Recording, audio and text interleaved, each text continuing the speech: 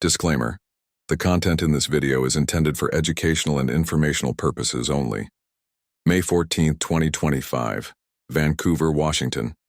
In the Meadow Homes neighborhood, police have identified a male individual with multiple arrest warrants against him. Hey, you're under arrest.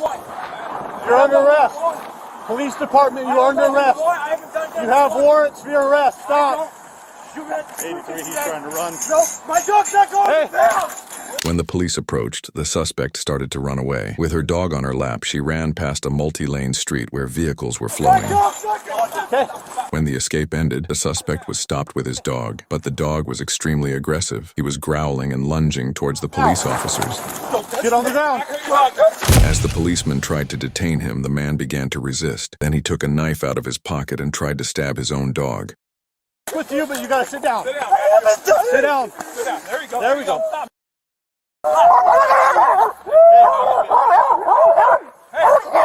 Shoot my dog. It's not going until she dies today. The police used an electric taser, that is a taser, to stop the man from harming the dog. The man dropped the knife under the influence of taser. On no taser, you go less lethal. Taser if you don't put that down. Hands behind your back now! When his blood pressure dropped, the police gave him the opportunity to turn over his dog safely. The suspect placed his dog in the patrol vehicle. AMR, we got a taser deployment. Hands behind your back now! Hands behind your back or you're gonna get tased! Hands behind your back. Hold your dog down. Same thing, yeah. There you go. The man, who was detained at the lay place, will also be tried for crimes of resistance to the police, obstruction of the duty of a public official, and cruelty to an animal. In addition to the arrest warrants, the dog was taken in by Vancouver animal control teams and placed under protection. He's all right. May 17, 2025, in Austin, Texas. Around 9:50 a.m., multiple 911 calls were received at 1700 West William Cannon Drive. One of the callers reported that a man in a wheelchair had a black handgun on his lap and was standing in the middle of the road. Another caller said the man was pointing a gun at him. Your incident has been updated. I got eyes on him. The police were dispatched to the scene, taking the report seriously. At 9:53 a.m., Officer Jackson was the first crew to reach the scene. It was confirmed that Palomino was sitting in the middle of the road with his wheelchair and carrying a black pistol on his lap. As Officer Jackson was getting out of his patrol vehicle, a witness approached and said the following words: "He has a gun." Palomino drove onto the sidewalk with the chair and, turning to the east, ignored Jackson's order to stop. Stop, sir! Stop! Stop where you're going!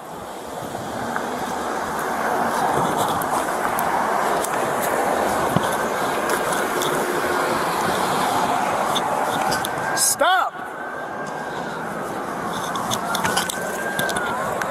Frank 210, he is going eastbound on the north curb line.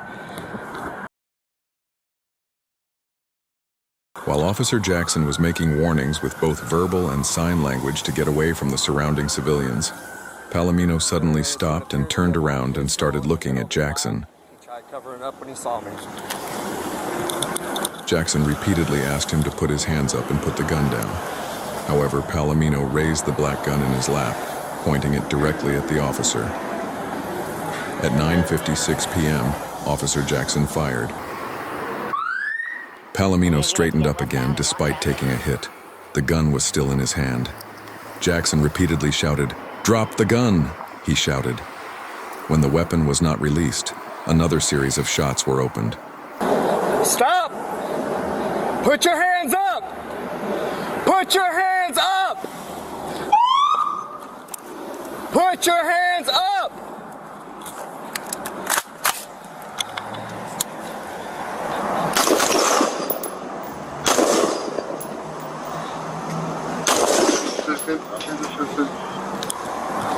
Put your hands up! What's your hands? Drop the gun! What's the gun? Drop the gun!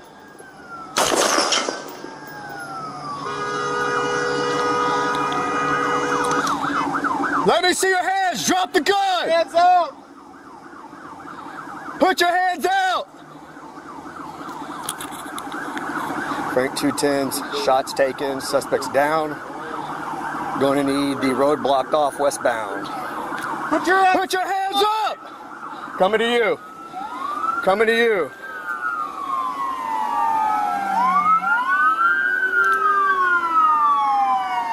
Put your hands up!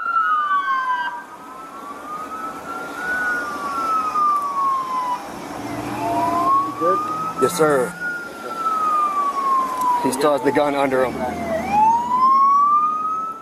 Other police officers arrived at the scene. First, they neutralized Palomino and took the gun away from him. Then first aid was administered. Upon examination, it was determined that the weapon was actually a Glock replica BB gun. Stop! Put your hands up! Put your hands up! Put your hands up!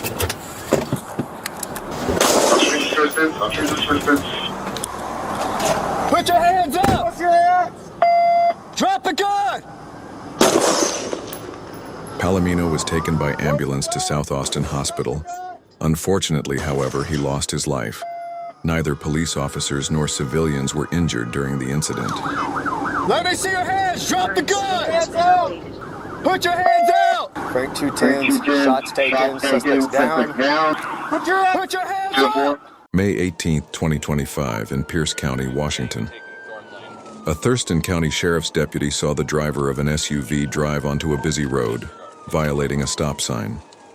He tried to stop the vehicle, but the driver quickly began to run away. The pursuit has been initiated. The driver fled north toward Pierce County, taking the I-5 freeway. Along the way, he hit a white work van from the side and started picking up a bumper from the roadside and dragging it under him. Now I've got Lakewood with me. When the situation became serious, the Lakewood Police Department also joined the pursuit. As the suspect tried to enter the crowded streets of South Tacoma, the sheriff's deputy in pursuit intervened in time. The police performed a classic pit maneuver to make the vehicle lose control. The SUV went off the road and had to stop. At first, the driver got out of the vehicle and pretended to surrender. However, he suddenly put his hands down to his waist and tried to get back into his vehicle. Upon this unexpected move, the police pointed their guns and the driver was detained under the threat of a gun. As a result of investigations, it turned out that the driver had a serious criminal record. He was himself a convicted felon under community supervision and wanted on an active desertion warrant. His driver's license had also been suspended. The driver was sent to the TCSO, Thurston County Sheriff's Office jail on the following charges: fleeing from police pursuit, driving without a license, fleeing after an accident, dangerous driving, possession of drug paraphernalia, driving without an alcohol lock, and disobeying a desertion order.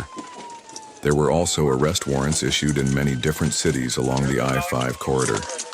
This incident represents a dramatic end to a long-running criminal chain. For similar content, don't forget to like the video, subscribe to the channel, and turn on notifications. See you at the next event.